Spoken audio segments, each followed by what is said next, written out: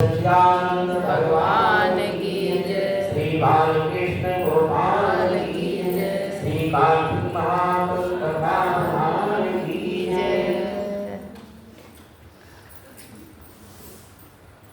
चौथा अध्याय श्री नारायण जी बोले कि ऐसा कह करके विष्णु भगवान मछली को धारण करके और कश्यप की अंजलि में प्राप्त हुए और उस मछली पर दया करके मुनि जी उनको कमंडल में डाल दिया और जब वह उसमें न समाई तो कुएं में डाला और कुएं से तालाब में, तालाब से समुद्र में डाली गई और तब मत्स्य रूपधारी भगवान शंकरासुर को मारते हुए और अपने हाथ में दबा करके चंडीगढ़ हो गए और वहां पर सब ऋषियों को बुला करके भगवान बोले कि जल के भीतर वेद निमग्न हो गए हैं और तुम उन्हें ढूंढो और शीघ्रतापूर्वक जल में से निकाल करके रहस्य समेत ले आओ।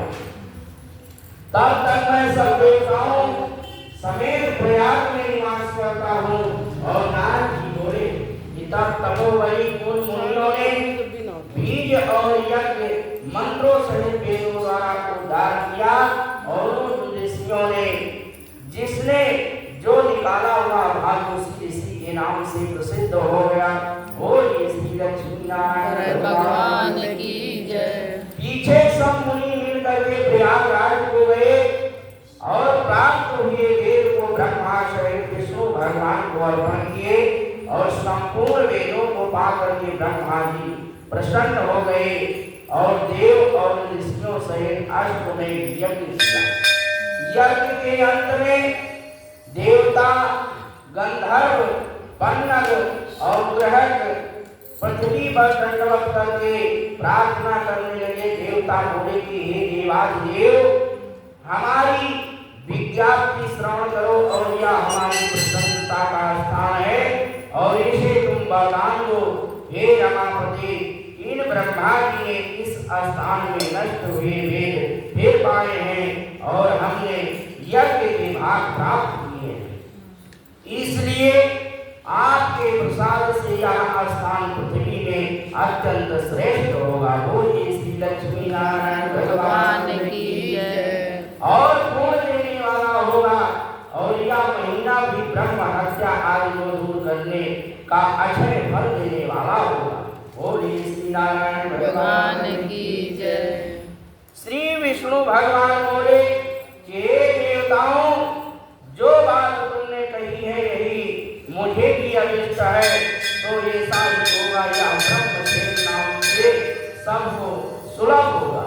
सूर्यवंशी राजा भागीरथ कहा गंगा जी को लाएंगे और इस जगह पर सूर्य की पुत्री यमुना जी का संगम होगा और जो पुरुष अपने पितृस्वरों को यहाँ श्राद्ध करेंगे उनके पितृगण मेरे स्वरूप को धारण करेंगे। बोलिए श्री नारायण भगवान की जय।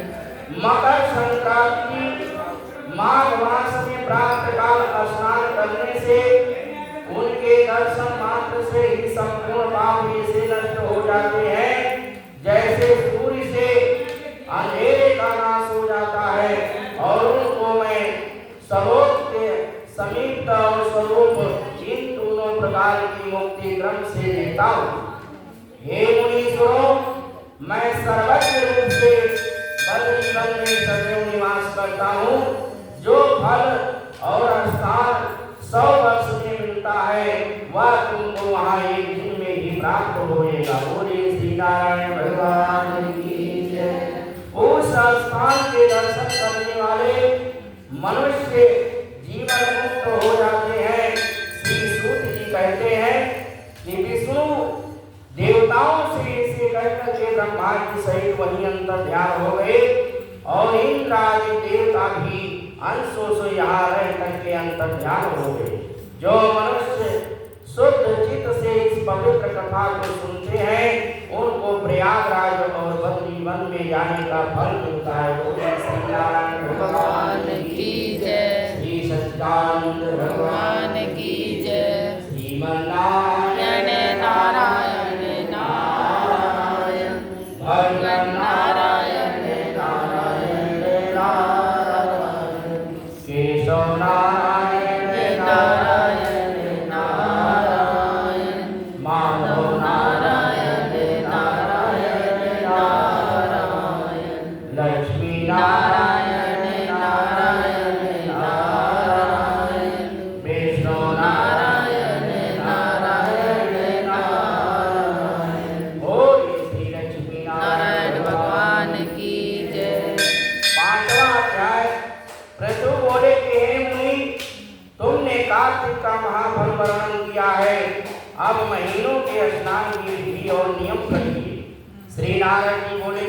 राजन, तुम विष्णु के अंश से उत्पन्न हुए हो और तुमसे कोई बात छिपी नहीं है, तथापि मैं नियमों का वर्णन करता हूँ।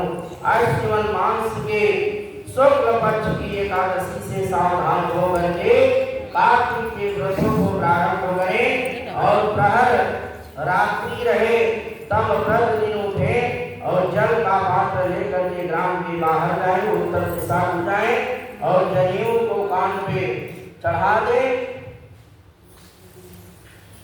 और उत्तर को मुंह करके भूमि पर बिछावे और सिर को कपड़े से ढक लेवे, मुख को बंद करके और थूकना और श्वास लेना बंद कर देवे। मल मूत्र का त्याग करें। जो रात्रि हो तो दक्षिण को मुख करें और जो मल मूत्र द्वारा शरीर की शुद्धि और जो मुख शुद्धि नहीं करते हैं उनके फलदायक नहीं होते।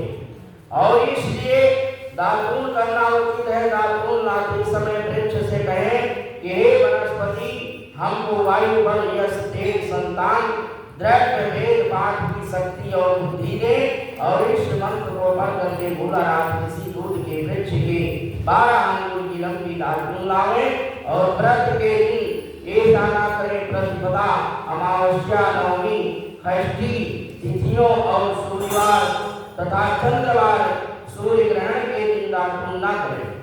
और कटेरी, संभालु, कपास, पीपल, वट, अरण्य और गंधहीन वृक्षों की दातून न करें।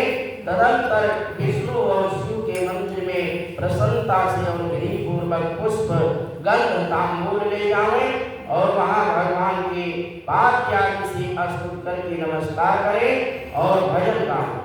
देवालय में भजन कीर्तन करने वाले विष्णु स्वरूप होते हैं।